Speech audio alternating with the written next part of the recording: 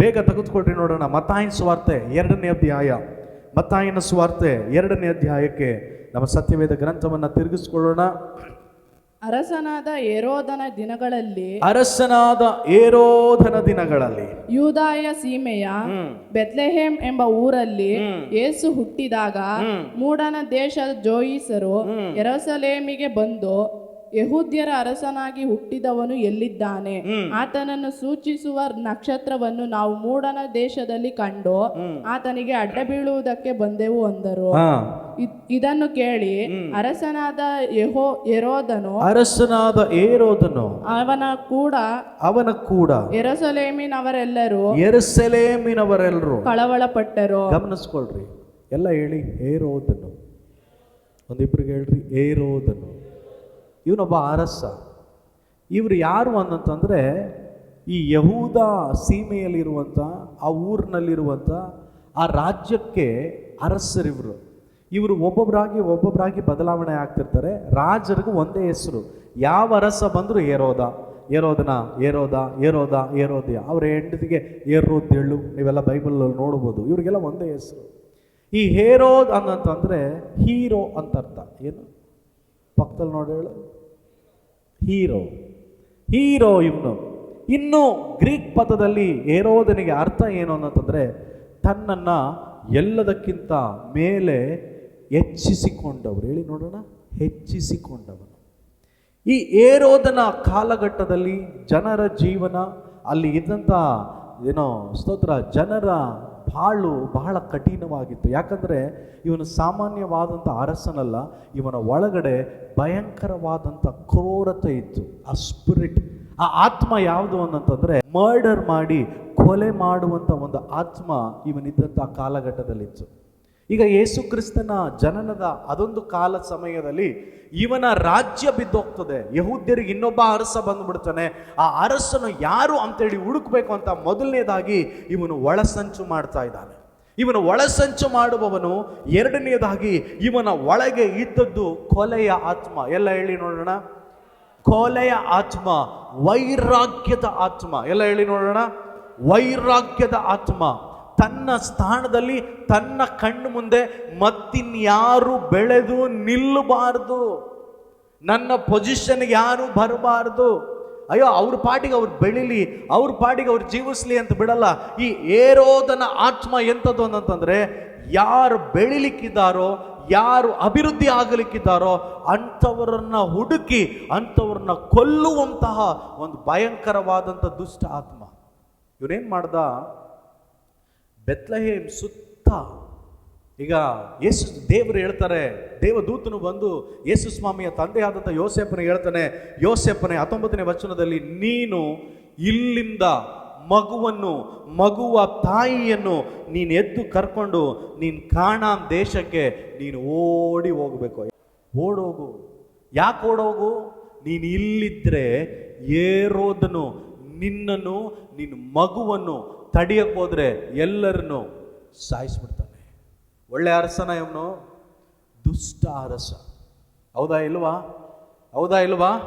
ಈಗ ಯೇಸುವನ್ನ ಸಿಗದ ಕಾರಣ ಬಹಳ ಕೋಪಗೊಂಡ್ಬಿಟ್ಟು ಬೆತ್ಲೆಹೇಮಿನಲ್ಲಿ 2 ವರ್ಷದ ಒಳಗೆ ಯಾವ್ಯಾವ ಬೆತ್ಲೆಹೇಮ್ ಹಳ್ಳಿ ಒಳಗಡೆ ಯಾವ್ಯಾವ ಹಳ್ಳಿ ಒಳಗಡೆ 2 ವರ್ಷದ ಒಳಗಡೆ ಇರುವಂಥ ಗಂಡು ಮಗು ಇದೆಯೋ ಆ ಗಂಡು ಮಗುನೆಲ್ಲ ಸಾಯಿಸ್ರಿ ಅಂತ ಒಂದು ರೂಲ್ಸ್ ಆಗ್ತಾನೆ. ಇವನ ಮನಸ್ಥಿತಿ ಮನುಷ್ಯನ ಮನಸ್ಥಿತಿ ಅಲ್ಲ, ಇವನ ಮನಸ್ಥಿತಿ, ಇವನ ಪ್ರವೃತ್ತಿ ರಾಕ್ಷಸ ಸ್ವಭಾವವುಳ್ಳವನು. ಎಲ್ಲ ಹೇಳಿ ನೋಡೋಣ, ರಾಕ್ಷಸ ಸ್ವಭಾವವುಳ್ಳವನು. ನೀವು ನಿಮ್ಮ ಪಟ್ಟಣಗಳಲ್ಲಿ, ನಿಮ್ಮ ಬೀದಿಗಳಲ್ಲಿ ಕೆಲವೊಂದು ಹೊರಗಡೆ ಕೆಲವರನ್ನ ಗಮನಿಸಿ ನೋಡೋದಾದರೆ ಅವರ ಪ್ರವೃತ್ತಿಗಳು ಮನುಷ್ಯರ ಪ್ರವೃತ್ತಿ ಇದ್ದಂಗಿರಲ್ಲ. ನೀವೇ ತಪ್ಪು ಮಾಡಿರಿ, ಅವರೇ ತಪ್ಪು ಮಾಡಿರಲಿ, ನೀವೇ ಹೋಗಿ ಸಾರಿ ಕೇಳ್ರಿ, ನೀವೇ ಅವ್ರ ಹತ್ರ ಮನವರಿಕೆ ಮಾಡಕ್ಕೆ ಹೋಗ್ಲಿ, ಅವರ ಹೃದಯ ಬಹಳ ಕಠಿಣವಾಗಿರ್ತದೆ. ನೀನು ಏನು ಮಾಡಬೇಕು ಅನ್ಕೊಂಡಿದ್ದೀನೋ ಅದನ್ನು ಮಾಡ್ತೀನಿ, ಯಾರು ಬಂದರೂ ನನ್ನ ತೀರ್ಮಾನವನ್ನು ಬದಲಾವಣೆ ಮಾಡಲ್ಲ ಅಂತ ಅನೇಕ ಹೇರೋದ್ಯರನ್ನ ಈ ದಿವಸಗಳಲ್ಲಿ ನಮ್ಮ ಸುತ್ತ ನಾವು ನೋಡುವವರಾಗಿದ್ದೇವೆ. ಹೌದಾ ಇಲ್ವಾ? ಇದಾರಾ? ಖಂಡಿತವಾಗಿಯೂ ಇದ್ದಾರೆ. ನಮ್ಮ ಜಾಗ,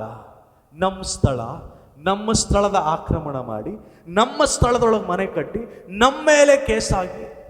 ಹೌದಾ ಇಲ್ವಾ? ಯಾರು ಇವರು? ಏರೋದ್ಯರು. ಎಲ್ಲ ಹೇಳಿ ನೋಡೋಣ. ಇದು ಸಾಮಾನ್ಯವಾದಂಥ ಆತ್ಮ ಅಲ್ಲ.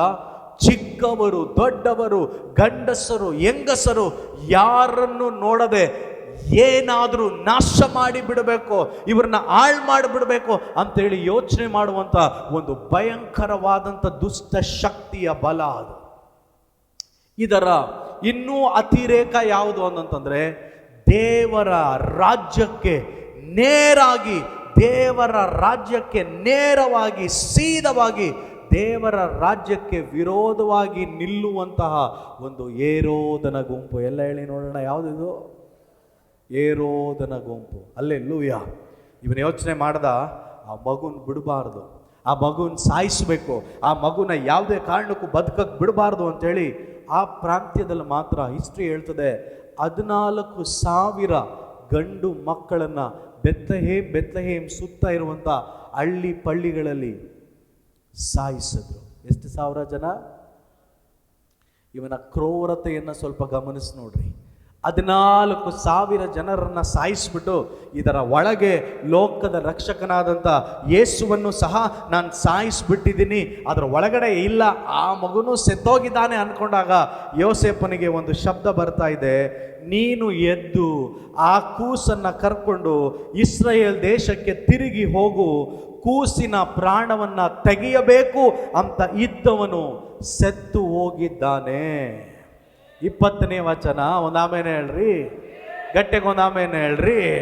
ಪ್ರಾರಂಭದಿಂದಲೂ ತಲೆಮಾರಾಗಿ ಇವರು ಸೇವೆಗೆ ವಿರೋಧವಾಗಿ, ದೈವ ಜನರಿಗೆ ವಿರೋಧವಾಗಿ, ಸಭೆಗೆ ವಿರೋಧವಾಗಿ, ಪ್ರಾರ್ಥಿಸುವವರಿಗೆ ವಿರೋಧವಾಗಿ ಎದ್ದಂಥ ಒಂದು ಗುಂಪಿನ ಜನ. ಇವತ್ತು ನಾನು ಹೇಳಲಿ, ಇವರನ್ನು ಜಯಿಸಬೇಕು ನಮ್ಮ ಪ್ರಾಂತ್ಯದಲ್ಲಿ ಅನ್ನೋದಂದ್ರೆ ಸಭೆ ಏಕ ಮನಸ್ಸಿನಿಂದ ಪ್ರಾರ್ಥಿಸುವವರಾಗಿರಬೇಕು. ನೀವು ಗಮನಿಸಿ ನೋಡಿದ್ರೆ, ಹಾಗಾದರೆ ಪಾಸ್ಟ್ರೆ ಇವರಿಗಾಗಿ ಯಾರು ಪ್ರಾರ್ಥನೆ ಮಾಡಿದ್ರು? ನಾನು ಹೇಳ್ತೀನಿ, ಎಲ್ಲರೂ ಮೆಸ್ಸಯ್ಯ ಒಬ್ಬ ಬರಬೇಕು ಅಂತೇಳಿ ಜಾತಿ ಪಂಕಟ ಇಲ್ಲದೆ ಒಬ್ಬೊಬ್ಬರು ಎಷ್ಟೋ ವರ್ಷಗಳು ಪ್ರಾರ್ಥನೆ ಮಾಡಿದರು, ಜೊತೆಯಾಗಿ ಪ್ರಾರ್ಥನೆ ಮಾಡಿದ್ರು, ಯೆರೂಸಲೇಮ್ ದೇವಾಲಯದಲ್ಲಿ ಪ್ರಾರ್ಥನೆ ಮಾಡಿದ್ರು, ಗವಿಗಳಲ್ಲಿ ಔಸ್ಕೊಂಡು ಪ್ರಾರ್ಥನೆ ಮಾಡಿದ್ರು, ಗೋಡೆಗಳನ್ನು ಹೋಗಿ ಗುದ್ದಿ ಪ್ರಾರ್ಥನೆ ಮಾಡಿದ್ರು. ಏನು ಪ್ರಾರ್ಥನೆ ಮಾಡಿದ್ರು? ನಮಗೆ ಬರಬೇಕಾದಂಥ ಮೆಸ್ಸಯ್ಯ ಬರಬೇಕು, ನಮ್ಮನ್ನ ಆಡಳಿತ ಮಾಡುವಂತಹ ಅರಸ ಎಷ್ಟೇ ಕ್ರೂರದವನಾಗಿದ್ರೂ ಸಹ ನಮಗೆ ಬರಬೇಕಾದಂಥ ಬಿಡುಗಡೆ ಬಂದೇ ಬರತ್ತೆ. ಇವತ್ತು ಮುಂಜಾನೆ ಸಭೆಯವರಿಗೆ ನಾನು ಪ್ರವದಿಸಿ ಹೇಳಲಿ, ನಿನಗೆ ಬರಬೇಕಾದಂಥ ಆಶೀರ್ವಾದವನ್ನ ಯಾವ ಶಕ್ತಿನೂ ತಡೆಯಕ್ಕಾಗೋದಿಲ್ಲ. ಯೇಸುವಿನ ನಾಮದಲ್ಲಿ ನಾನು ಹೇಳಿ, ಅಂತ ಏರೋದ್ಯರನ್ನ ಅಲ್ಲಿ ಸಭೆಯಾಗಿ ನಾವು ಗೆಲ್ಲುವವರಾಗಿರ್ತೇವೆ. ಈ 3 ತಿಂಗಳು ನಾನು ಹೇಳಿ ಪ್ರಾರ್ಥನೆಯಲ್ಲಿ ನಿಂತ್ಕೊಳ್ಳುವವರಾಗಿರ್ರಿ.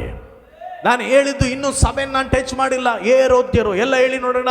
ಏರೋಧನು ಹೇಳಿ, ಏರೋಧನು ಇವನು ಯೇಸುವನ್ನು ಸಾಯಿಸಬೇಕು ಅನ್ಕೊಂಡ ವಿನಃ ದೇವದೂತನ ಬಂದು ಹೇಳ್ತಾನೆ, ನಿನ್ನನ್ನು ಯಾರು ಸಾಯಿಸಬೇಕು, ನಿನ್ನ ಮಗನನ್ನು ಯಾರು ಸಾಯಿಸಬೇಕು ಅನ್ಕೊಂಡಿದ್ನೋ ಕೆಲವು ವರ್ಷದಲ್ಲಿ ಅವನು ಸೆತ್ತೋಗಿದ್ದಾನೆ, ನಿನ್ನ ಸ್ಥಳಕ್ಕೆ ನೀನು ಹೋಗಿ ನಿಂತ್ಕೊಳ್ಬೇಕು. ಆ ಅರ್ಥ ಆದವ್ರು ಚೆನ್ನಾಗಿ ಕೈ ತಟ್ಟಿ ದೇವರಿಗೊಂದು ಸ್ತೋತ್ರ ಮಾಡ್ರಿ. Alleluia, alleluia, alleluia. ಈಗ ಒಂದು ಕಾಲಘಟ್ಟದಲ್ಲಿ ತಲೆಮಾರಾಗಿ ಎದ್ದಂತ ಏರೋದರು. ಈಗ ಇವನು ಸೆತ್ತೋದ ಮೇಲೆ ಇವನ ಮಗನೊಬ್ಬನು ಎದ್ದನು. ಇವನು ಮಗನೊಬ್ಬನು ಎದ್ದು ಇವನು ಬಹಳ ದುಷ್ಟವಾಗಿ ಆಳ್ವಿಕೆ ಮಾಡಲಿಕ್ಕೆ ಬಂದನು. ಇವರಿಗೆಲ್ಲರೂ ಹೆಸರಿಗೂ ಮುಂದೆ ಏರೋದಿರ್ತದೆ.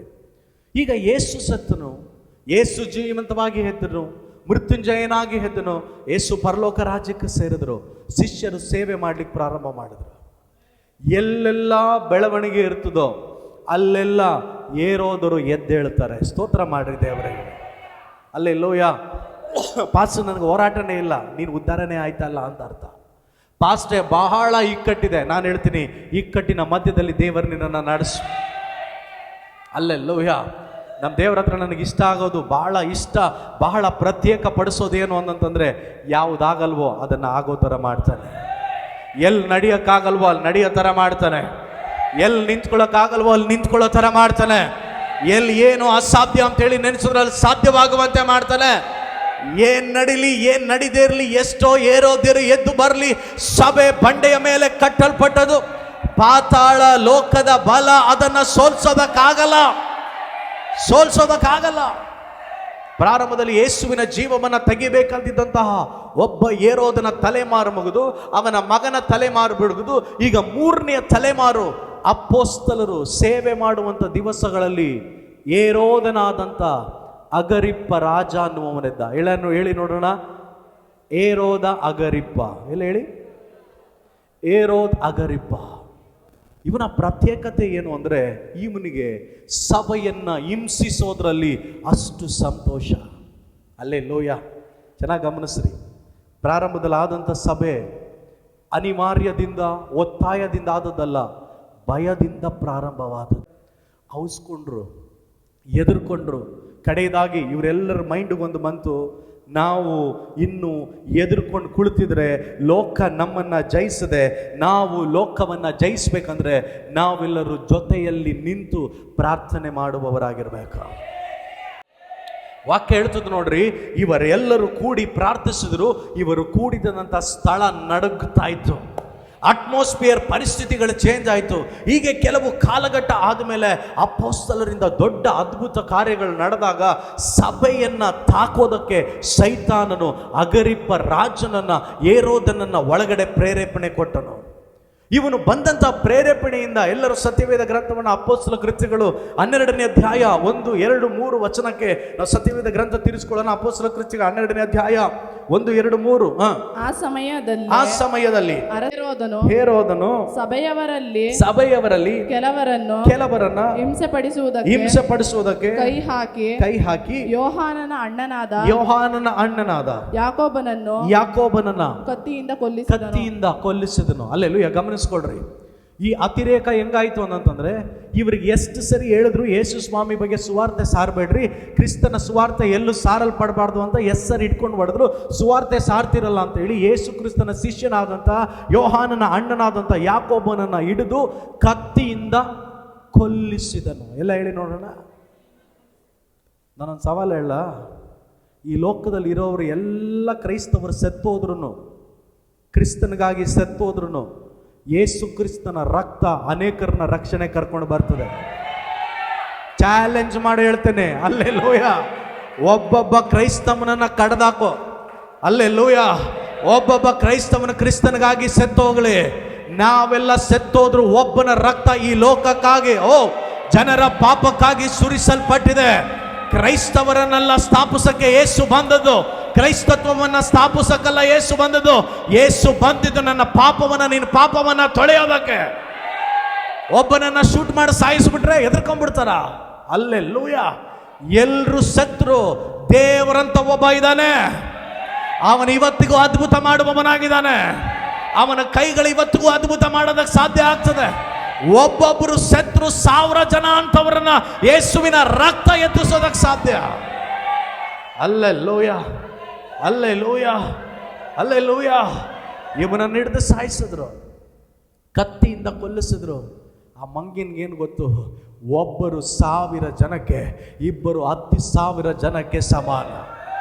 Alleluia, alleluia. ಒಂದು ಕ್ರೈಸ್ತವನನ್ನು ಸಾಯಿಸಿದ್ರೆ 1,00,000 ಕ್ರೈಸ್ತವನು ಒಳಗಡೆಯಿಂದ ಯೇಸು ನಾಮದಲ್ಲಿ ಎದ್ದು ಬರುವವನಾಗಿ ನಾನು. Alleluia, alleluia. ನನಗೆ ಆಸೆ ಅಂತಿಲ್ಲ, ಒಂದು ವೇಳೆ ದೇವರ ಬರೋಣ ತಡವಾಗಿ ನನ್ನನ್ನೇನಾದರೂ ಕರ್ತನು ಆ ರೀತಿ ಒಪ್ಪಿಸ್ಕೊಟ್ರೆ ಅಂತ ಎಷ್ಟೋ ಕೋಟಿ ಸ್ಟೇಫನರು ಇದೇ ರಾಜ್ಯದಲ್ಲಿ ದೇವರಿಗಾಗಿ ಎದ್ದು ಬರ್ತಾರೆ ಅನ್ನೋದು ನನಗೆ ಚೆನ್ನಾಗಿ ಗೊತ್ತಿದೆ. ಎದುರಿಸ್ತಾ ಎಲ್ಲ ಹೇಳಿ ನೋಡೋಣ. ಯಾಕೆ ಎದುರಿಸ್ತಾ? ಸಭೆ ಪವರ್ ಗೊತ್ತಿಲ್ಲ. ಪಕ್ಕದಲ್ಲಿ ನೋಡಿ ಹೇಳೋ, ಸಭೆ ಪವರ್ ಗೊತ್ತಿಲ್ಲ ನಿನಗೆ? ಹೇಳು ಪಕ್ಕದಲ್ಲಿ ಕೈ ಕೊಟ್ಟು ಹೇಳ, ಸಭೆ ಪವರ್ ಗೊತ್ತಾ? ಸರ್, ಬಿಲ್ಡಿಂಗ್ ಕಿತ್ತಾಕ್ಬೋದು. ಅಲ್ಲೇ ಲೂಯ, ಅಲ್ಲೇ ಲೂಯ. ನಿನ್ನನ್ನು ಟಚ್ ಮಾಡ್ಬೋದು, ನನ್ನನ್ನು ಟಚ್ ಮಾಡ್ಬೋದು. ಏಸು ಟಚ್ ಮಾಡೋಕ್ಕಾಯ್ತದ? ಟಚ್ ಮಾಡೋಕ್ಕಾಗಲಿಲ್ಲ. ಅಲ್ಲೇ ಲೂಯ. ಏಸು ಶಿಲುಬೆಗೆ ತನ್ನನ್ನು ಒಪ್ಪಿಸಿ ಕೊಡೋದಕ್ಕಿಂತ ಹಿಂದೆ ಆತನು ಬದುಕಿದ 3.5 ವರ್ಷಗಳ ಕಾಲದಲ್ಲಿ ಯಾವನ್ನಾದರೂ ತಾಕತ್ತಾಗಿ ನಾನು ದೇವ್ರ ಮುಂದೆ ನಿಂತು ಆವಾಜ್ ಹಾಕಿರೋದು ಬೈಬಲಲ್ಲಿ ಬರೆಯಲ್ಪಟ್ಟಿದೆಯಾ? ಯಾವ ಪರಿಸಯ ಮಾತನಾಡಿದ್ರು ಬೆನ್ನಿಂದೆ ಬೌ ಬೌ. ಅಲ್ಲೇ ಲೋಯ, ಅಲ್ಲೇ ಲೋಯ. ಯಾವ ಸದಕಾಯ ಮಾತನಾಡಿದ್ರು ಬೆನ್ನುಂದೆ ತಾಕತ್ತಿದ್ರೆ ಯೇಸುವಿನ ಮುಂದೆ ಯಾರು ಮಾತನಾಡಲಿಕ್ಕಾಗಲ್ಲ. ಯಾಕಂದ್ರೆ ಅವನ ಒಳಗಿದ್ದಂಥ ಆ ದೈವ ಪ್ರಸನ್ನತೆ. ಯೇಸು ಒಪ್ಪಿಸ್ಕೊಡ್ಲಿಲ್ಲ ಅಂತಂದಿದ್ರೆ ಅದು ಇವನನ್ನು ಯಾರು ಟಚ್ ಮಾಡೋಕ್ಕಾಯ್ತಿರ್ಲಿಲ್ಲ. ಅಲ್ಲೇ ಲೂಯ, ಅಲ್ಲೇ ಲೂಯ. ಯಾವ ಮಂತ್ರನ ಅವನ ಮುಂದೆ ಜಯಿಸಲಿಲ್ಲ. ಇವನು ಅನ್ಕೊಂಡ ಇವರನ್ನ ಚದುರಿಸಬೇಕು ಅನ್ನೋಂತಂದರೆ ಇವರಲ್ಲಿ ಯಾರನ್ನಾದರೂ ಒಬ್ಬರು ಸಾಯಿಸಿ ನೋಡಬೇಕು. ಈಗ ಯೋಹಾನನ ಅಣ್ಣನಾದಂಥ ಯಾಕೋಬನನ್ನು ಸಾಯಿಸಿಬಿಟ್ರು. ಇವನು ಸೆತೋದ ಮೇಲೆ ಅಲ್ಲಿರುವಂಥ ಎಲ್ಲ ಯಹೂದ್ಯರು ಇವನನ್ನು ಮೆಚ್ಚಿದ್ರು. ಯಾರನ್ನ ಮೆಚ್ಚಿದ್ರು? ಏರೋದನನ್ನ ಮೆಚ್ಚಿದ್ರು. ಎಲ್ಲ ಅಂದ್ರು ಹೀರೋ. ಏನಂದ್ರು? ಏರೋದ ಅಂದ್ರೆ ಯಾರು?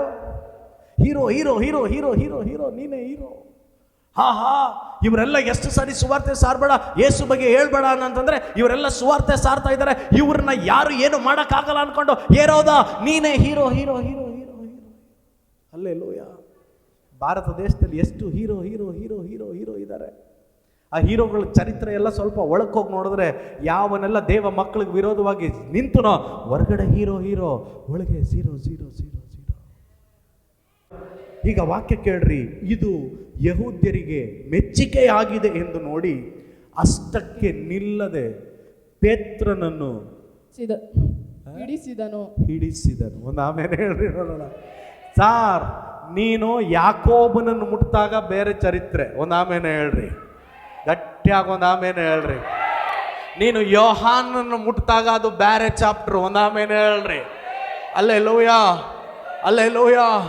ನೀನು ಆಂಧ್ರದಲ್ಲಿ ಪ್ರವೀಣ್ ಪಾವಗಾಡನ್ ಮುಟ್ಟಿದಾಗ ಅದು ಬೇರೆ ಚಾಪ್ಟ್ರು. ಒಂದು ಆಮೇಲೆ ಹೇಳ್ರಿ. ಅಮೇರಿಕದಲ್ಲಿ ಚಾರ್ಲಿ ಕ್ರಿಕ್ಕನ್ನು ಮುಟ್ಟಿದಾಗ ಅದು ಬೇರೆ ಚಾಪ್ಟ್ರು. ಆದರೆ ಈಗ ನೀನು ಟ್ರೈ ಮಾಡ್ತಾ ಇರೋದು ಪೇತ್ರ. ಯಾರು ಪೇತ್ರ? ಅವನು ಬಂಡೆ, ಅವನ ಮೇಲೆ ಸಭೆ ಕಟ್ತೀನಿ ಅಂತ ದೇವರು ವಾಗ್ದಾನ ಮಾಡಿದ್ದಾನೆ. ಅವನ ಮೇಲೆ ಸಭೆ ಕಟ್ಟುತ್ತೇನೆ ಅಂತ ದೇವರು ವಾಗ್ದಾನ ಮಾಡಿದ್ದಾನೆ. ಅಂಥವ್ರನ್ನ ಯಾರಾದರೂ ಟಚ್ ಮಾಡಿ ನೋಡ್ಲಿ. ಅಲ್ಲೇ ಲೂಯ, ಅಲ್ಲೇ ಲೂಯ. ಎಷ್ಟು ಜನಕ್ಕೆ ಧೈರ್ಯ ಬರ್ತಾ ಇದೆ ಒಳಗಡೆ? ನೀನು ಏನನ್ನಾದರೂ ಟಚ್ ಮಾಡ್ಕೋ. ದೇವರಿಂದ ಅಭಿಷೇಕ ಮಾಡಲ್ಪಟ್ಟಂತ ಕರೆಯುವಿಕೆ ಇರುವವನ ಮೇಲೆ ನೀನ್ ಕೈ ಇಟ್ಟು ನೋಡು. ಅವನು ಅಲ್ಲಿಗೆ ಮುಕ್ತಾಯ ಆಗಲ್ಲ. ಅನೇಕ ಕೋಟಿಯನ್ನ ದೇವರಿಗಾಗಿ ಎಬ್ಬಿಸ್ಬಿಡ್ತಾನೆ. ಅಲ್ಲೇ ಲೂಯ, ಅಲ್ಲೇ ಲೂಯ. ತರ ಕ್ರೈಸ್ತವರೊಳಗೆ ಯಾವಾಗಲೂ ದೈವ ಬೆಂಕಿ ಶಕ್ತಿ ಒಳಗಡೆ ಉರಿತಾ ಇರಬೇಕು. ಅಲ್ಲೇ ಲೂಯ. ನಾವು ಯಾರಿಗೂ ತಿರುಗಿ ಒಡೆಯದವರು, ಬೈಯುವವರಿಗೆ ತಿರುಗಿ ಬೈಯದವರು, ನಮ್ಮ ಮೇಲೆ ಅಪರಾಧಿಗಳಿಗೆ ಅಪರಾಧವನ್ನು ತಿರುಗಿ ಮಾಡದವರು. ಎಲ್ಲಿ ತನಕ ಅನ್ನೋಂತಂದ್ರೆ ಸಭೆ ಮುಟ್ಟೋ ತನಕ. ಸಭೆ ಅಂತ ಒಂದು ಬಂದ್ರೆ ನಾವು ಮಾತನಾಡಲ್ಲ. ನಮಗಾಗಿ ಸಭೆಗಾಗಿ ರಕ್ತ ಸುರಿಸಿದಂತ ದೇವರು ಮಾತನಾಡ್ತಾನೆ. ದೇವರು ಮಾತನಾಡ್ತಾನೆ. ಮನುಷ್ಯನನ್ನು ಮುಟ್ಟು ನೋಡು, ನಿನ್ನ ದೇವರು ಕ್ಷಮಿಸ್ತಾನೆ. ಸೌಲನು ಮನುಷ್ಯರನ್ನ ಕೊಲ್ಲಿಸಿದನು. ಅವನನ್ನ ದೇವರು ಸ್ವಭಾವ ಬದಲಾವಣೆ ಮಾಡಿ ದಮಸ್ಕ ಪಟ್ಟಣದಲ್ಲಿ ಸ್ಟೇಫನು ಕೊಳ್ಳೋದಕ್ಕೆ ಕಾರಣವಾಗಿದ್ದ ಸೌಲನನ್ನ ದೇವರು ಪೌಲನಾಗಿ ಬದಲಾವಣೆ ಮಾಡಿದ್ರು. ಆದರೆ ಯಾವಾಗ ವೈಯಕ್ತಿಕ ಮನುಷ್ಯನನ್ನ ಬಿಟ್ಟು ಸಭೆ ಅನ್ನೋದ್ರ ಮೇಲೆ ಸೈತಾನ ಮನಸ್ಸಿಡ್ತಾನೋ ಅಲ್ಲಿಗೆ ಅವನ ತಲೆಮಾರನ ದೇವರು ಮುರಿದಾಕ್ತಾನೆ. ಇದು ಸತ್ಯವೇದದ ಆಧಾರದ ಮೇಲೆ. ಅಲ್ಲೇ ಲೂಯ. ನಿಮ್ಮ ಆಶೀರ್ವಾದ ಕೇಳ್ತಾ ಇದ್ದೀನಿ. ಸಭೆಗೆ ವಿರೋಧವಾಗಿ ಯಾರು ನಿಲ್ಲಬೇಡ್ರಿ. ನಿಜವಾಗಿಯೂ ಕರ್ತನ ಗರ್ಭಗುಡಿ ಒಳಗಡೆ ಯಾರು ಮಾತನಾಡಬೇಡ್ರಿ. ಸಭೆ ಒಳಗಡೆ ದೈವ ಭಯಭಕ್ತಿಯಲ್ಲಿ ನಿಂತ್ಕೊಳ್ಳುವವರಾಗಿರ್ರಿ. ಇವಾಗ ಟಚ್ ಮಾಡಿರುವವನು ನಾರ್ಮಲ್ ಮ್ಯಾನ್ ಅಲ್ಲ. ಅವನ ಮೇಲೆ ದೇವರು ಸಭೆಯನ್ನ ಕಟ್ಟುತ್ತೇನೆ. ಅವನ ಮುಖಾಂತರ ಸಭೆಗಳು ಸ್ಥಾಪಿಸಲ್ಪಡುತ್ತೆ. ಅವನ ಮುಖಾಂತರ ಅನೇಕರು ರಕ್ಷಿಸಲ್ಪಡ್ತಾರೆ. ಅವನ ನೆರಳಿನಲ್ಲಿ ವ್ಯಾಧಿಗಳು ಗುಣ ಆಗ್ತದೆ. ಇದು ದೈವ ನಿರ್ಣಯ. ಇದು ದೇವ ನಿರ್ಣಯ. ಇದು ದೇವ ನಿರ್ಣಯ. ಎಷ್ಟು ಜನ ಹೇಳೋದಕ್ಕೆ ಸಾಧ್ಯ? ಸೆಲಾ ಪ್ರಾರ್ಥನಾ ಮಂದಿರ ಅನ್ನೋದು ಅಕಸ್ಮಾತ್ ಆಗಿ ಹುಟ್ಟದ್ದಲ್ಲ. ಇದು ದೈವ ನಿರ್ಣಯ. ಇದರ ಒಳಗಡೆ ಇವತ್ತು ಸ್ವಲ್ಪವೋ ಅಧಿಕವೋ ನಾನು ಬಂದು ಕುಳಿತುಕೊಂಡಿದ್ದೀನಿ. ಅದು ಸಾಧಾರಣವಾದದ್ದಲ್ಲ, ಅದು ದೈವ ನಿರ್ಣಯ. ಇದರ ಒಳಗೆ ಅಪೊಸ್ತಲರು, ಪ್ರವಾದಿಗಳು, ಸಭಾಪಾಲಕರು, ಲೀಡರ್ಸ್, ಎವಾಂಜಲಿಸ್ಟ್ಗಳು ಎದ್ದು ಬರ್ತದೆ. ಅದು ಸಾಧಾರಣವಾದದ್ದಲ್ಲ, ಅದು ದೈವ ನಿರ್ಣಯ. ಈ ಸಭೆ ಕರ್ನಾಟಕಕ್ಕೆ ಮಾತ್ರ ಅಲ್ಲ, ಪ್ರಪಂಚಕ್ಕೆ ಆಶೀರ್ವಾದವಾಗಿರ್ತದೆ. ಅದು ದೈವ ನಿರ್ಣಯ. ಅಲ್ಲೇ ಲೋಯ, ಅಲ್ಲೇ ಲೋಯ, ಅಲ್ಲೇ ಲೋಯ.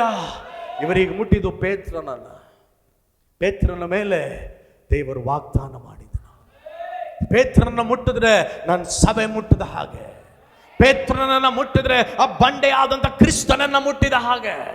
ಕ್ರಿಸ್ತನನ್ನ ಮುಟ್ಟಿದ ಹಾಗೆ ಅನ್ನಂತಂದ್ರೆ ಅವನ ಜನ್ಮ ಅಲ್ಲದಕ್ಕೆ ಫುಲ್ ಸ್ಟಾಪು ಅಂತ ಅರ್ಥ. ಅಲ್ಲೇ ಲೋಯ, ಅಲ್ಲೇ ಲೋಯ. ಎಷ್ಟು ಜನಕ್ಕೆ ನಾನು ಮಾತನಾಡ್ತಾ ಇರೋದು ಅರ್ಥ ಆಗ್ತಾ ಐತೆ? ಅಲ್ಲೆಲ್ಲೂಯ. ಈಗ ಇವನನ್ನ ಹಿಡಿದು 4 ಸರಪಣಿಗಳಾಕಿ, ಎಷ್ಟೆಷ್ಟು? ಸಾಮಾನ್ಯವಾಗಿ ಸರಪಣಿ ಎಷ್ಟೆಷ್ಟು ಕಟ್ತಾರೆ? ಒಂದಿತಗೆ 4 ಸರಪಣಿ ಅಂತಂದ್ರೆ ಕಾಲಿಗೆ 2, ಕೈಗೆ 2, 4 ಒಂದಂತಂದ್ರೆ ಈ ಕೈಗೆ 2, ಈ ಕೈಗೆ 2, ಈ ಕಾಲಿಗೆ 2, ಈ ಕಮೋ. ಅರ್ಥ ಆಯ್ತಾ ಇದ್ದದ ಇಲ್ವಾ? ಎಷ್ಟು? 8 ಸರಪಣಿ. 4 ಎಷ್ಟು? 8 ಸರಪಣಿ ಕಟ್ಟಿಬಿಟ್ಟು ದೇವರ ವಾಕ್ಯ ಹೇಳ್ತದೆ, ದೇವದೂತನ ಇವನ ಹತ್ರ ಬಂದಾಗ ಮೈಯಲ್ಲಿ ಬಟ್ಟೆ ಇರಲಿಲ್ಲ. ಏನು ಮಾಡಿದ್ರು? ಬೆತ್ತಲೆ ಮಾಡಿ ಅವನನ್ನು ಚೆನ್ನಾಗಿ ಹೊಡೆದ್ಬಿಟ್ಟು 4 ರೌಂಡ್ ಆಫ್ ಕಾವಲು. ಎಷ್ಟು? ಹೌದಾ? ಕಾಯಲಿಕ್ಕೆ 4ನೇ ವಾಕ್ಯ ಓದು. ಕಾಯದಕ್ಕೆ 4 ಸಿಪಾಯಿಗಳು, 4 ಗುಂಪುಗಳು. ಅದು ಮಾತ್ರ ಅಲ್ಲದೆ ವಶಕ್ಕೆ ಕೊಟ್ಟರು. 4 ಗುಂಪುಗಳು. ಇಲ್ಲಿ ಎಸ್ಕೇಪ್ ಆದ್ರು ಮುಂದಕ್ಕೆ ತಪ್ಪಿಸ್ಕೋಬಾರ್ದು. ನನ್ಗೊಂದು ಪ್ರಶ್ನೆ, ಅಷ್ಟು ದೊಡ್ಡ ಏರೋದನೆ ನಿನಗೆ ಒಂದು ಮೀನಿಡಿಯೋನ್ ಕಂಡ್ರೆ ಎಷ್ಟು ಒಳಗಡೆ ಭಯ ನಿನಗೆ? ಅಲ್ಲೇಲೂಯ. ಹೊರಗಡೆ ಅಷ್ಟೇ ಹಂಗ ಮಾಡ್ತೀನಿ ಹಿಂಗ ಮಾಡ್ತೀನಿ, ಒಳಗಡೆ ಭಯ. ಅಲ್ಲೇಲೂಯ. 4 ಗುಂಪು ಸಿಪಾಯಿ ರೆಡಿ ಮಾಡಿಬಿಟ್ಟವ್ರೆ. ಇದ್ರಲ್ಲಿ ದೊಡ್ಡ ಕಾಮಿಡಿ ಏನು ಗೊತ್ತಾ? ಮಧ್ಯದಲ್ಲಿ ಕಟ್ಟಾಕಿರೋ ಪೇತ್ರ ನಿದ್ರೆ ಮಾಡ್ತಾನೆ. ಅವ್ರು ಗೊತ್ತು, ನೀನು ಎಲ್ಲಿ ಕರ್ಕೊಂಡು ಹೋದ್ರು ಯೇಸು ನನ್ನನ್ನೇ ನೋಡಿ ಈ ಬಂಡೆ ಮೇಲೆ ನಾನು ಸಭೆಯನ್ನ ಕಟ್ಟುತ್ತೇನೆ, ಪಾತಾಳ ಲೋಕದ ಬಲನೆ ಬಂದ್ರು ಏನು ಮಾಡಕ್ಕಾಗಲ್ಲ ಅಂದಾನೆ. ನೀನು ಲೋಕದಲ್ಲಿ 2, 4, 8, 16 ಎಷ್ಟೇ ಮಾಡಿದ್ರು ಸಭೆ ನನ್ನನ್ನ ಏನು ಮಾಡಕ್ಕೆ? ಕೈ ತಟ್ಟಿ ದೇವರಿಗೊಂದು ಸ್ತೋತ್ರ ಮಾಡು. ಅಲ್ಲೆಲ್ಲೂಯ. ಹೊರಗಡೆ ಜನರೆಲ್ಲ ಗಾಬರಿ ಆಗಾರೆ, 10 ಪ್ರಾರ್ಥನೆ ಮಾಡಿಸ್ತಿದ್ದಾರೆ. ವಾಕ್ಯ ಹೇಳ್ತದೆ, ಸಭೆಯವರು ಅವನಿಗಾಗಿ ಆಸಕ್ತಿಯಿಂದ ಪ್ರಾರ್ಥನೆ ಮಾಡಿದ್ರು, ಆದರೆ ಪೇತ್ರನು ಆಸಕ್ತಿಯಿಂದ ನಿದ್ದೆ ಮಾಡ್ತಿದ್ದ. ಒಳ್ಳೆ ನಿದ್ದೆ ಮಾಡ್ತಿದ್ದ. ಇನ್ನು ನಿಮ್ಮ ಕೈಯಲ್ಲಿ ಏನೆಲ್ಲ ಮಾಡ್ಕೊಳಕ್ಕಾಗ್ತದೋ ನೀವು ಮಾಡ್ಕೊಳ್ರಿ. ನಾನು ನಂಬಿರೋದು ಜೀವವುಳ್ಳ ದೇವರು ಯೇಸು ಕ್ರಿಸ್ತನಲ್ಲ. ಆತನ ಹೆಸರು ಹೇಳಿದ್ರೆ ಅಂಧಕಾರದ ಶಕ್ತಿ ನಡೆಯುತ್ತದೆ. ಅಷ್ಟು ದೊಡ್ಡ ಕೆಂಪು ಸಮುದ್ರ ವಿಭಾಗ ಮಾಡಿದ್ರು. ನಾನು ಕೆಲವೊಂದನ್ನು ಹೇಳಲ್ಲ. ಸಭೆಗೆ ಉಪದ್ರವ ಬಂದಾಗ ಜನರು ಪ್ರಾರ್ಥನೆ ಮಾಡಿದ್ರು ಸತ್ಯ, ಆದರೆ ಇನ್ನೊಂದನ್ನು ಹೇಳ, ನೀನು ಪ್ರಾರ್ಥನೆ ಮಾಡಲಿಲ್ಲ ಅಂತಂದ್ರೂ ಸಭೆಯನ್ನ ಯಾವನ್ನ ಏನು ಮಾಡೋದಕ್ಕೆ ದೇವರು ಬಿಡೋದಿಲ್ಲ. ಅಲ್ಲೆಲ್ಲೋಯ. ಸಭೆ ಯಾರ್ದು? ಯೇಸು ಕ್ರಿಸ್ತನ ರಕ್ತದಿಂದ ಸೈನ್ ಮಾಡಿ, ರಿಜಿಸ್ಟರ್ ಮಾಡಿ, ಕ್ರಯ ಕೊಟ್ಟು ಈ ಪ್ರಪಂಚದಲ್ಲೇ ಅಧಿಕ ಹಣಕ್ಕಿಂತ ಅಧಿಕವಾದಂಥ ತನ್ನ ರಕ್ತವನ್ನು ಸುರಿಸಿ ಯೇಸು ತೆಗೆದುಕೊಂಡಿರೋದು ಸಭೆ. ಅಲ್ಲೇಲೂಯ. ಬಂದರು. ಪೇತ್ರನು ಸೆರೆಮನೆಯೊಳಗೆ ಕಾವಲಿದ್ದಾಗ ಸಭೆಯವರು ಅವನಿಗಾಗಿ ಆಸಕ್ತಿಯಿಂದ ದೇವರಿಗೆ ಪ್ರಾರ್ಥನೆ ಮಾಡಿದ್ರು. ಮುಂದೆ ಹೇರೋದನು ಅವನನ್ನು ಜನರ ಮುಂದೆ ತರಿಸಬೇಕೆಂದು ಒಂದು ದಿವಸದ ಹಿಂದೆ, ಜನರ ಮುಂದೆ ತರಿಸಬೇಕು ಅಂದ್ರೆ ನಾಳೆ ಬೆಳಗ್ಗೆ ಕರೆಸಿ ಕತ್ತಿ ತಗೊಂಡು, ಅದು ಪೇತ್ರನಿಗೆ ಗೊತ್ತಾ ಇಲ್ವಾ? ನಾನೇನೋ ಸಾಯಿಸ್ಬಿಡ್ತೀನಿ ನಿಮ್ಮನ್ನ, ನಾಳೆ ಬೆಳಗ್ಗೆ ನಿಮಗೆ ಮರಣದಂಡನೆ ಅರೆಸ್ಟ್ ಮಾಡಿ ಒಳಗಡೆ ಇಟ್ಬಿಟ್ಟಿದ್ದೀನಿ, ನಾಳೆ ಬೆಳಗ್ಗೆ ಮರಣ ದಂಡನೆ ಅಂದರೆ ಯಾವನಾರ ನಿದ್ದೆ ಮಾಡ್ತಾ ಇರ್ತಾನ? ಇಲ್ಲಿ ನೋಡಿ ಸರ್, ಹಿಂದಿನ ರಾತ್ರಿಯಲ್ಲಿ ಪೇತ್ರನು 2 ಸರಪಣಿ ಕಟ್ಟವನಾಗಿ 2 ಸಿಪಾಯಿಗಳ ನಡುವೆ ಪಕ್ಕದಲ್ಲಿರೋರು ನಿದ್ದೆ ಮಾಡ್ತಿಲ್ಲ, ಅಣ್ಣ ಜಾಲಿಗೆ ಮಲಗವನೆ. ಏನೇ ಆದರೂ, ನಾ ಹೇಗೆ ಇದ್ದರೂ, ನಿನ್ನ ಪ್ರೀತಿ ನನ್ನಲ್ಲಿ ಸುಖವಾಗಿ ನಾನು ಮಲ್ಕೊಳ್ತೀನಿ. ಯಾಕಂದ್ರೆ ನನ್ನನ್ನು ಕಾಯೋದಕ್ಕೆ ದೇವರು ತನ್ನ ದೂತರಿಗೆ ಅಪ್ಪಣೆ ಕೊಡ್ತಾನೆ. ನಾನು ಕೆಲವರಿಗೆ ಹೇಳಿ, ಏರೋದನ ತಲೆಮಾರು ಎಷ್ಟು ಜನ ಇವತ್ತು ನಿನ್ನ ಸುತ್ತ ಇದ್ದರು, ಎಷ್ಟು ಇಕ್ಕಟ್ಟಲ್ಲಿ ನಿನ್ನನ್ನು ಹಿಡ್ದಾಕಿ, ನಾಳೆ ನೀನು ತಿರ್ಗಾ ಆಫೀಸ್ಗೆ ಹೋದಾಗ, ನಾಳೆ ತಿರುಗಿ ನೀನು ಕಾಲೇಜಿಗೆ ಹೋದಾಗ, ನಾಳೆ ತಿರ್ಗಾ ನೀನು ಕೆಲ್ಸಕ್ಕೆ ಹೋದಾಗ ನನ್ನನ್ನು ಏನು ಮಾಡಿಬಿಡ್ತಾರೋ ಅನ್ನೋ ಭಯದಲ್ಲಿ ನೀನಿದ್ರೆ, ನಾನು ಹೇಳ್ತೀನಿ, ಸುಖವಾಗಿ ನಿದ್ರೆ ಮಾಡು, ದೇವರು ನಿನ್ನನ್ನು ಕಾಪಾಡುವವನಾಗಿರ್ತಾನೆ. ಅಲ್ಲೇಲೂಯ. ದಿಢೀರಂತ ಕರ್ತನ ದೂತನು ಪೇತ್ರನ ಎದುರಿಗೆ ಬಂದು ನಿಂತನು. ಒಂದು ಆಮೇಲೆ ಹೇಳ್ರಿ ನೋಡೋಣ. ಅಲ್ಲೇ ಲೋಯ ಮುಂದೆ ಹೋದ್ರಿ ಅವನಿದ್ದ ಕೋಣೆಯಲ್ಲಿ ಬೆಳಕು ಹೊಳೆಯಿತು, ದೊಡ್ಡ ಬೆಳಕು ಹೊಳೆಯಿತು. ಅವನು ಪೇತ್ರನನ್ನು ಪಕ್ಕೆ ತಟ್ಟಿ ಎಬ್ಬಿಸಿ ತಟ್ಟನೆ ಏಳು ಅಂದನು. ಆಗಲೇ ಅವನ ಕೈಗಳಲ್ಲಿದ್ದಂತ ಸರಪಣಿಗಳು ತಾನಾಗಿ ಕಳಚಿ ಬಿದ್ದವು. ಆ ದೂತನು ಅವನಿಗೆ ನಡು ಕಟ್ಟಿಕೊಂಡು ಕೆರೆಗಳನ್ನ ಮೆಟ್ಟಿಕೋ ಎಂದು ಹೇಳಿದವನು ಹಾಗೆ ಮಾಡಿದನು. ನಿನ್ನ ಮೇಲೊದಿಕೆಯನ್ನ ಹಾಕೋ, ಬಟ್ಟೆ ಹಾಕು, ಪ್ಯಾಂಟ್ ಹಾಕು, ನಡು ಕಟ್ಕೋ, ಶರ್ಟ್ ಹಾಕು, ನೀನು ಎದ್ದು ಬಾ ಅಂದನು. ಎಷ್ಟು? 4 ಗುಂಪಿನ ಸೆಕ್ಯೂರಿಟಿ. ಎಷ್ಟು? 4 ಗುಂಪಿನ ಸೆಕ್ಯೂರಿಟಿ ದಿಢೀರಂತ ಕಬ್ಬಿಣ ಡೋರ್ ತಕ್ಕ ಬಂದು ನಿಂತ್ಬಿಟ್ಟು ಅವರೇ ಡೋರು ತಾನಾಗಿ ತೆರೆದು ಬಿಡ್ತಾ ಐತೆ. ಎಲ್ಲರಿಗೂ ಗಾಬರಿ. ಯಾರು? ಮುಂದೆ ಹೋಗ್ತಾ ಇರೋದು ದೇವರಾಗಿದ್ದಾರೆ. ಪೇತ್ರನೇ ಜೊತೆಗಿದ್ದವರೇ ಅನ್ಕೊಂಡ್ರು ಇದು ಯಾವುದೋ ಕನಸು ಅಂತ. ಅದು ಕನಸಲ್ಲ, ದೇವದೂತರು ಇವರ ಮುಂದೆ ಹೊರಡುವವರಾಗಿದ್ದಾರ. ಹಲ್ಲೆಲೂಯ. ಎಸ್ಸನಕ್ಕೆ ಸಾಧು ಸುಂದರ್ ಸಿಂಗ್ ಅನ್ನುವವರ ಬಗ್ಗೆ ಕೇಳ್ಪಟ್ಟಿದ್ದೀರಿ. ಅವರು ಕ್ರಿಸ್ತನ ಕಡೆಗೆ ತಿರ್ಕೊಂಡು ನೇಪಾಳ ಕಡೆ ಸೇವೆ ಮಾಡ್ತಾ ಇದ್ರು. ಇವರು ಸೇವೆ ಮಾಡಿದಂಥ ಪ್ರಾರಂಭ ದಿವಸಗಳಲ್ಲಿ ಇವರಿಗೆ ಬಂದಂಥ ವಿರೋಧಿಗಳು ಅಲ್ಲಿದ್ದಂಥ ಸಾಂಪ್ರದಾಯಿಕ ಕ್ರೈಸ್ತವರು. ಕ್ರೈಸ್ತವರಿಗೆ ವಿರೋಧಿಗಳು ಯಾರು? ಕ್ರೈಸ್ತರಿಗೆ ವಿರೋಧಿಗಳು RSS ಅವರಲ್ಲ, ಹೌದಾ? ಕ್ರೈಸ್ತರಿಗೆ ವಿರೋಧಿಗಳು BJP ಅವರಲ್ಲ, ಕ್ರೈಸ್ತರಿಗೆ ವಿರೋಧಿಗಳು ಹಿಂದೂಗಳಲ್ಲ, ಕ್ರೈಸ್ತರಿಗೆ ವಿರೋಧಿಗಳು ಮುಸ್ಲಿಂಗಳಲ್ಲ. ದುಶ್ಮನ್ ಕಿದರ್ ಹೇ? ದುಶ್ಮನ್ ಕ್ರೈಸ್ತವರು, ದುಶ್ಮನ್ ಆಜು ಬಾಜು ಸಭೆ ಮೇ. ಸ್ವಲ್ಪ ಯೋಚನೆ ಮಾಡಿ ನೋಡು. ನಿನ್ನನ್ನು ವಿರೋಧಿಸುವಂತ ಒಂದು ಗುಂಪಿನ ಜನರು ಕ್ರೈಸ್ತವರ ಮತ್ತೊಂದು ಪಂಗಡಕ್ಕೆ ಸೇರಿದವರ? ಸ್ವಲ್ಪ ಯೋಚನೆ ಮಾಡಿ ನೋಡು. ಇವತ್ತು ನಿನಗೆ ಮೋಸ ಮಾಡಿ ಅನ್ಯಾಯ ಮಾಡಿ ಏಮಾರಿಸ್ತಾ ಇರೋರು ಕ್ರೈಸ್ತವರ ಅಥವಾ ಮತ್ತೊಂದು ಗುಂಪಿಗೆ ಸೇರಿದವರ? ಇವತ್ತು ಒಂದು ಸಭೆಯಿಂದ ಇನ್ನೊಂದು ಸಭೆಗೆ, ಒಂದು ಸಭೆಯಿಂದ ಇನ್ನೊಂದು ಸಭೆಗೆ, ಒಂದು ಸ್ಥಳದಿಂದ ಇನ್ನೊಂದು ಸಭೆಗೆ, ಒಂದು ಪಾಸ್ಟರ್ ಬಗ್ಗೆ ಇನ್ನೊಂದು ಪಾಸ್ಟರ್ ಹತ್ರ, ಒಂದು ಪಾಸ್ಟರ್ ಬಗ್ಗೆ ಫೇಸ್ಬುಕ್ ಅಲ್ಲಿ ಯೂಟ್ಯೂಬ್ ಅಲ್ಲಿ ಪ್ರಚಾರ ಮಾಡ್ಕೊಂಡು ಕೂತಿರೋರು ಮತ್ತೊಂದು ಭಾಷೆಯವರ ಅಥವಾ ಕ್ರೈಸ್ತವರ? ಯಾರು? ಕ್ರೈಸ್ತವರೇ. ನಾವು ಎಲ್ಲರಿಗಿಂತ ಪ್ರಾರ್ಥನೆ ಮಾಡೋಕ್ಕಿಂತ ಮುಂಚೆ ಕ್ರೈಸ್ತವರನ್ನು ಒಬ್ಬರನ್ನ ಬದಲಾವಣೆ ಮಾಡ್ದೇವ್ರೆ ಅಂತ ಪ್ರಾರ್ಥನೆ ಮಾಡ್ಬೇಕು ನಾವು. ಗಟ್ಟಿಯಾಗಿ ಒಂದು ಆಮೇಲೆ ಹೇಳ್ರಿ. ಹಲ್ಲೆಲೂಯಾ.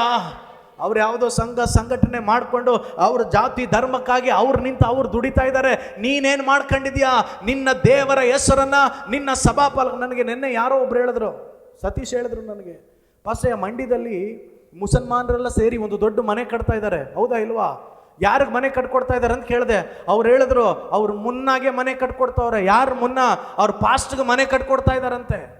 ಹೇಳ್ದ ಪಾಸ್ಟೇ ನಮ್ಮ ಜನಗಳ. ನಾನಂತೆ ನನಗೆ ದೇವರು ಒಳ್ಳೆ ಬಂಗ್ಲಾ ಕೊಟ್ಟವ್ರು, ಸ್ತೋತ್ರ ಮಾಡ್ತೀನಪ್ಪ, ನನಗೇನು ಬೇಕಾಗಿಲ್ಲ, ದೇವರ ರಾಜ್ಯ ಕಟ್ಟಲಿ ಸಭೆಯವರು. ಹಲ್ಲೆಲೂಯಾ. ಕ್ರೈಸ್ತವರೇ ಬದಲಾಗ್ರಿ. ಯೇಸು ಕ್ರಿಸ್ತನ ರಕ್ತದಿಂದ ತೊಳೆಯಲ್ಪಟ್ಟವರೇ ಮನ ತಿರುಗಿರಿ. ಹಲ್ಲೆಲೂಯಾ. ಈಗ ಸಾಧು ಸುಂದರ ಸಂಘಿಗೆ ಬಂದಂಥ ಉಪದ್ರವ ಯಾರಂದ್ರೆ ಕ್ರೈಸ್ತ ಪ್ರೀಸ್ಟ್ಗಳಿಂದ. ಇವರೇನು ಮಾಡಿದ್ರು? ಯಾರ್ಯಾರೆಲ್ಲ ಅವರ ಕೆಲವೊಂದು ಡಾಕ್ಟ್ರಿನ್, ಅವರ ಸ್ವಾರ್ಥಕ್ಕೆ ವಿರೋಧವಾಗಿ ಪ್ರಸಂಗ ಮಾಡ್ತಾರೋ ಅವರನ್ನೆಲ್ಲ ಹಿಡಿದು ಒಂದು ದೊಡ್ಡ ಬಾವಿ, ಡ್ರೈ ಬಾವಿ, ಒಣಗಿದ ಬಾವಿಯೊಳಗೆ ಹಾಕಿ ಮೇಲ್ಗಡೆ ಲಾಕ್ ಹಾಕ್ಬಿಡ್ತಾ ಇದ್ರಂತೆ. ಹೀಗೆ ಸ್ವಲ್ಪ ದಿವಸ ಆದಮೇಲೆ ಸಾಧು ಸುಂದರ್ ಸಿಂಗ್ಗೆ ಸುವಾರ್ತೆ ಸಾರಬೇಡಿ ಅಂತ ಹೇಳಿದ್ದಾರೆ. ಇವರು ಒಂದು ಗುಂಪಿನ ಜನರನ್ನ ರೆಡಿ ಮಾಡಿದ್ದಾರೆ ಕರ್ತನ ರಾಜ್ಯಕ್ಕಾಗಿ. ಸುವಾರ್ತೆ ಸಾರಿ ಅದ್ಭುತಗಳು ನಡೆದು ಇದನ್ನೆಲ್ಲ ಮಾಡಿ ಒಂದಿನ ಎಲ್ಲೋ ಪ್ರಸಂಗ ಮಾಡಬೇಕಾದ್ರೆ ಸಾಧು ಸಿಂಗ್ ಅವ್ರನ್ನ ಅರೆಸ್ಟ್ ಮಾಡಿದ್ದಾರೆ. ಅರೆಸ್ಟ್ ಮಾಡಿ ತೆಗೆದುಕೊಂಡು ಹೋಗಿ ಡ್ರೈ ಬಾವಿಯೊಳಗೆ ಹಾಕಿ ಬಾಗಿಲಾಕಿ ಮೇಲ್ಗಡೆ ಚಿಲ್ಕ ಹಾಕ್ಬಿಟ್ಟಿದ್ದಾರೆ.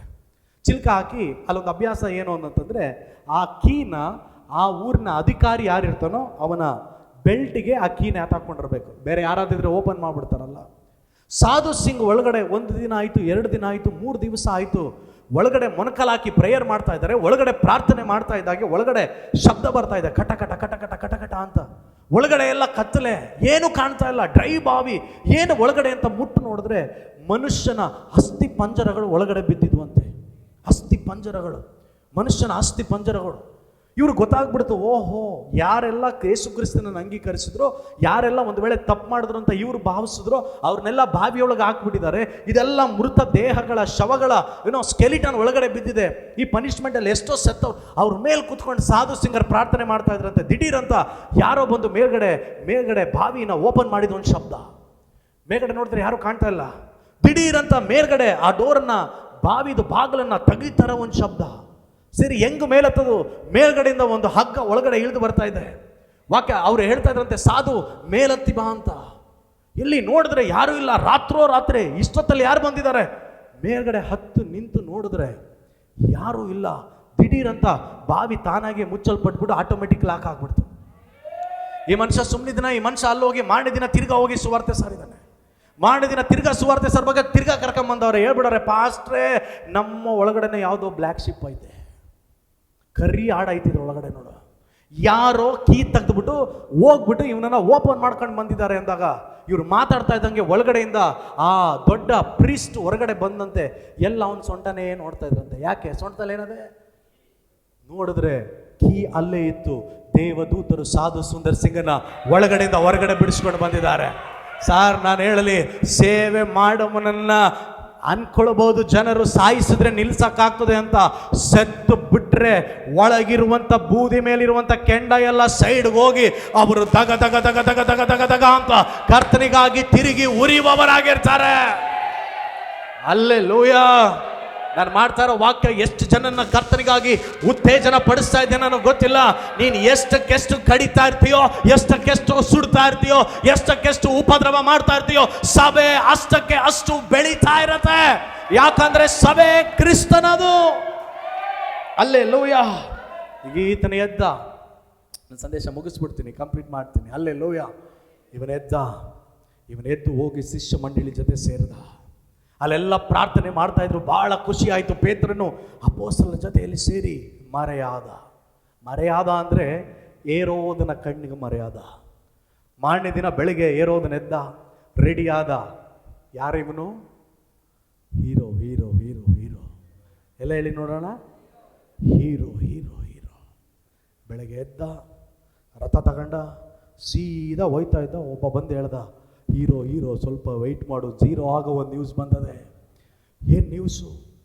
ಬೆಳಗ್ಗೆ ಎದ್ದು ಕಾವಲಾಳುಗಳೆಲ್ಲ ನೋಡ್ತಾ ಇದ್ದಾರೆ, ಒಳಗಡೆ ಇದ್ದ ಪೇತ್ರನು ಕಾಣೆಯಾಗಿದ್ದಾನೆ. ಹೆಂಗೆ ಪೇತ್ರನು ಕಾಣೆ ಆಗಲಿಕ್ಕೆ ಸಾಧ್ಯ ಅಂತಂದ್ರೆ, ಒಳಗಿದ್ದದ್ದು ಯಾವುದೋ ಥರ್ಮಕೋಲೋ ಫೈಬರ್ ಪೀಸ್ ಅಲ್ಲ, ಒಳಗಿದ್ದದ್ದು ಬಂಡೆ. ಹಲ್ಲೆಲೂಯಾ. ಇದು ಹೋಗಿ ಯಾವುದು ಗುದ್ದಿದ್ರು ಇದಕ್ಕೇನಾಗಲ್ಲ, ಬೇರೆ ಯಾವುದು ಬಂದು ಇದಕ್ಕೆ ಗುದ್ದಿದ್ರು ಏನಾಗಲ್ಲ. ಬಾಗಿಲುಗಳು ತೆರೆಯಲ್ಪಟ್ಟಿದ್ದು, ಪೇತ್ರನು ಹೊರಗಡೆ ಹೋಗಿದ್ದು, ಎಲ್ಲರಿಗೂ ಭಯ ಉಂಟಾಗಿ ಏನಾಯ್ತು ಅಂತ ಗೊತ್ತಿಲ್ಲದೆ ಹೇರೋದನಿಗೆ ಬಹಳ ಕೋಪ ಬಂತು. ಬಹಳ ಕೋಪ ಪಟ್ಟು ಏನು ಮಾಡ್ದ ಅಂದ್ರೆ, ಯಾರೆಲ್ಲ ಕಾವಲಾಗಿದ್ರೋ ಅವ್ರನ್ನೆಲ್ಲರಿಗೂ ಮರಣ ದಂಡನೆ ಕೊಟ್ಟು 8 ಜನ 4 ಗುಂಪುಗಳು ಎಲ್ಲರನ್ನ ಸಾಯಿಸ್ಬಿಟ್ಟ. ಆದರೆ ಸಭೆನ ಏನು ಮಾಡ್ಕೊಳಕ್ಕಾಗಿಲ್ಲ. ಇಲ್ಲಿ ತನಕ ಏನು ಮಾಡ್ಕೊಳಕ್ಕಾಗಿಲ್ಲ. ಹಲ್ಲೆಲೂಯಾ. ಇದೆಲ್ಲ ಮುಗಿದ್ಬಿಟ್ಟು ಅವನಿಗೆ ಬಹಳ ಕೋಪ ಉಳ್ಳವರಾಗಿ ಆ ಊರಲ್ಲಿ ಎಲ್ಲಿ ಕಾವಲಿಟ್ಟಿದ್ರೋ ಆ ಊರವ್ರ ಮೇಲೆಲ್ಲ ಕೋಪ ಮಾಡ್ಕೊಂಬಿಟ್ಟ. ಇನ್ಮೇಲೆ ಊರಿಗೆ ನೀರು ಬಿಡಬೇಡಿ, ಸ್ತೋತ್ರ ಹೇಳಿ. ಇನ್ಮೇಲೆ ಇವ್ರಿಗೆ ರೇಷನ್ ಕೊಡಬೇಡಿ, ಸ್ತೋತ್ರ ಹೇಳಿ. ಹಲ್ಲೆಲೂಯಾ. ಇನ್ಮೇಲೆ ಇವ್ರಿಗೆ ಯಾವ ಸೌಲಭ್ಯನೂ ಕೊಡಬೇಡಿ, ಇನ್ಮೇಲೆ ಇವ್ರನ್ನೆಲ್ಲ ಸ್ಟಾಪ್ ಮಾಡಿಟ್ಬಿಡಿ, ಇವ್ರಿಗೇನು ಕೊಡಬೇಡಿ, ಎಲ್ಲ ಸ್ಟಾಪ್ ಮಾಡಿಬಿಟ್ಟು ಒಂದಿನ ಅವನ ಪುಸ್ತಕ ತಗೊಂಡು ಉಪನ್ಯಾಸ ಮಾಡ್ತಾ ಇದ್ದ. ಏನು ಮಾಡ್ತಿದ್ದ? ಉಪನ್ಯಾಸ ಟೀಚ್ ಮಾಡ್ತಾ ಇದ್ದ. ಯಾರಿಗೋ ಟೀಚ್ ಮಾಡ್ತಾ ಇದ್ದ. ಪಾಪ ಇವನೇನು ಅನ್ಕೊಂಡ, ಸಭೆ ಟಚ್ ಮಾಡಿದೆ ನನಗೇನಾಗಿಲ್ಲ ಅನ್ಕೊಂಡ. ಸಭೆ ಟಚ್ ಮಾಡಿದವ್ರಿಗೆಲ್ಲ ದಿಢೀರಂತ ಏನು ನಡೆಯಲ್ಲ, ಸ್ವಲ್ಪ ಕಾಲ ಆದಮೇಲೆ ಸಭೆ ಪವರ್ ದೇವರು ತೋರಿಸ್ಕೊಡ್ತಾನೆ. ನಾನು ಹೇಳೋದನ್ನ ಚೆನ್ನಾಗಿ ಗಮನಿಸ್ರಿ. ಇವನು ಕುಂತು ಉಪನ್ಯಾಸ ಮಾಡ್ತಿದ್ದ. ಇವನು ಉಪನ್ಯಾಸ ಮಾಡುವಾಗ ದಿಢೀರನೆ ಒಂದು ದೂತನು ಬಂದು ಹೇರೋದನನ್ನ ಬಡಿದನು. ಹಲ್ಲೆಲೂಯಾ. ಎಷ್ಟನೇ ವಾಕ್ಯ? ಹೌದು, 23ನೇ ವಾಕ್ಯ, 12:23 ಓದು. ಆ ಘನವನ್ನು ಅವನು ದೇವರಿಗೆ ಸಲ್ಲಿಸದೆ ಹೋದದರಿಂದ ಕರ್ತನ ದೂತನು ಆ ಕ್ಷಣವೇ ಬಂದು ಅವನನ್ನ ಬಡಿದನು. ಎಲ್ಲ ಹೇಳಿ ನೋಡೋಣ. ಬಡಿದನು. ಯಾವನ್ ಸಭೆನ್ ಟಚ್ ಮಾಡ್ತದಾನ ಇವತ್ತು, ಅವ್ರ ಮನೆ ಮಠಗಳನ್ನು ನೋಡಿ ದೇವರು ಬಡಿತಾನೆ. ಗಟ್ಟಗೊಂದು ಆಮೇಲೆ ಹೇಳ್ರಿ ನೋಡೋಣ. ನಾವು ಶಾಂತಿ ಪ್ರಿಯರೇ, ಆದ್ರೆ ನಮ್ಮಪ್ಪ ಒಬ್ಬನಿದ್ದಾನೆ. ಅವನು ಬಂದು ನಿಂತ್ಕೊಂಡ್ರೆ ಅವನು ರಾಜಾಧಿರಾಜ, ಕರ್ತಾದಿ ಕರ್ತ, ಅರಸರಲ್ಲಿ ಅರಸನು, ಯುದ್ಧ ವೀರನಾದಂತ ಯೆಹೋವನು. ಹಲ್ಲೆಲೂಯಾ. ದಿಢೀರಂತ ಆ ಸೆಕೆಂಡಲ್ಲೇ ಹೇರೋದ್ಯನು ಹುಳ ಹಿಡಿದು ಅಲ್ಲೇ ಸತ್ತೋದ. ಇದರಲ್ಲಿ ಒಂದು ದೊಡ್ಡ ವಿಷಯ ಏನಂದ್ರೆ, ಇವನು ಟಚ್ ಮಾಡಿದ್ದು ಬಂಡೆಯಾದಂಥ ಕ್ರಿಸ್ತನ ಸಭೆಯನ್ನ ಹಿಸ್ಟ್ರಿ ಹೇಳ್ತದೆ. ಏರೋದ್ಯನ ತಲೆಮಾರು ಈ ಹುಳ ಬಿದ್ದ ಏರೋದನಿಗೆ ಅಂತ್ಯ ಮಾಡಿ ಬುಡದ ಸಮೇತ ದೇವರು ಕಿತ್ತು ದೇವ ಸಭೆಗೆ ವಿರೋಧವಾಗಿ ನಿಂತಂತವರ ಅವರ ತಲೆಮಾರೇ ಇಳದೆ ಇರೋ ತರ, ಮಕ್ಕಳೇ ಇಳದೆ ಇರೋ ತರ ಹುಳ ಬಿದ್ದು ಒಂದೊಂದು ಅಂಗಗಳನ್ನ ಹುಳ ತಿಂದು ಅವನು ಸತ್ತು ಹೋದನು. ಅದಾದ ಮೇಲೆ 24ನೇ ವಚನ, ಆದರೆ ದೇವರ ವಾಕ್ಯವು ಹಬ್ಬಿ ಹೆಚ್ಚುತ್ತಾ ಬಂತು. ಎದ್ದು ನಿಂತು ದೇವರಿಗೊಂದು ಕೈ ತಟ್ತೀರಾ ಎಲ್ಲರ ಗಟ್ಟಿಯಾಗಿ? ಯಾರು ಸತ್ರು ಸೇವೆ ಸಾಯಲ್ಲ. Alleluia, alleluia, alleluia. ಯಾರು ಮರಣವನ್ನ ನೋಡಿದರೂ ಸಭೆ ದರ್ಶನ ಮರಣವನ್ನ ಕಾಣೋದಕ್ಕೆ ಸಾಧ್ಯ ಆಗೋದೇ ಇಲ್ಲ. ಸಭೆ ಯಾವಾಗ ಫಿನಿಶ್ ಆಗುತ್ತೆ, ಸಭೆ ಯಾವಾಗ ಅಂತ್ಯ ಆಗ್ತದೆ ಪಾಸ್ಟ್ರೆ, ಸಭೆಯ ಮೊದಲಿಂಗನು ಬಂದು ಮೊದಲಿಗತಿಯಾದಂಥ ಸಭೆಯನ್ನ ತಿರುಗಿ ಕರ್ಕೊಂಡು ಹೋಗೋ ತನಕ ಯಾವ ಸರ್ಕಾರನೋ ಸಂಘನೋ ಸಂಸ್ಥೆನೋ ಸಭೆಯನ್ನ ಏನು ಮಾಡೋದಕ್ಕಾಗಲ್ಲ. ಇದಕ್ಕೆಲ್ಲ ಒಂದೇ ಕಾರಣ ಏನು ಅಂತಂದ್ರೆ, ಆ ದಿವಸ ಸಭೆಯವರು ಒಮ್ಮನಸ್ಸಾಗಿ ಅವನಿಗಾಗಿ ಪ್ರಾರ್ಥನೆ ಮಾಡ್ತಾ ಇದ್ದಾರೆ. Alleluia, alleluia. ಎಷ್ಟು ದೊಡ್ಡ ವೈರಿಯನ್ನು ನೀನು ಎದುರಿಸ್ತಾ ಇದ್ರು ಪರವಾಗಿಲ್ಲ. ಇವತ್ತು ನಾನು ಹೇಳಿ, ಈ ನೇಮಿಸಲ್ಪಟ್ಟಂಥ ಉಪವಾಸದ ದಿನಗಳಿಗೆ ಸಭೆಯವರು ಬಂದು ನಿಲ್ಲಿ. ನನಗೆ ದೇವರು ಕೊಟ್ಟಿರುವಂಥ ಈ ದರ್ಶನ ನನಗೆಲ್ಲದಕ್ಕಿಂತ ಅಮೂಲ್ಯವಾದ ದೊಡ್ಡ ಪದವಿ. ಅಲ್ಲೇಲೂಯ. ಯಾವುದೋ ಮಿನಿಸ್ಟ್ರಿ ಜೊತೆ ಹೋಗಿ ಕೂತ್ಕೊಳ್ಳೋದು ನಾನು ದೊಡ್ಡದಾಗಿ ಇಷ್ಟಪಡೋದಿಲ್ಲ. ನನಗೆ ದೇವರು ಕೊಟ್ಟಿರುವಂಥ ದರ್ಶನದಲ್ಲಿ ನಾನು ಬಂದು ನಿಲ್ಲೋದನ್ನು ನಾನು ಹೆಮ್ಮೆ ಅಂತ ಬರ್ತೇನೆ. ಅಲ್ಲೇಲೂಯ. ಹಾಗಾಗಿ ಸಭೆಯಾಗಿ ಸೇರಿ ಪ್ರಾರ್ಥನೆ ಮಾಡೋಣ.